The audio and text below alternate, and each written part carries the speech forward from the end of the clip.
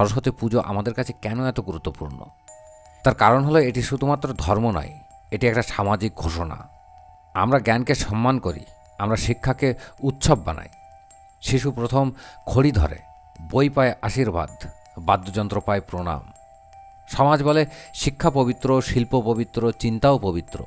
এখন একটা প্রশ্ন ভাবুন তো, জ্ঞান থাকলেই কি মানুষ আলোকিত হয়? না, জ্ঞানকে কাজে লাগাতে হয়, জ্ঞানকে প্রবাহ দিতে হয়। যে শুধুমাত্র শেখে কিন্তু বদলায় না, সে কেবল তথ্য জন্মায়।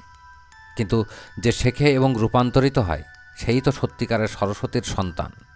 সরস্বতী শুধু মন্দিরে থাকে না, তিনি থাকেন প্রশ্নে, তিনি থাকেন ভুল স্বীকারে, তিনি থাকেন শেখার সাহসে।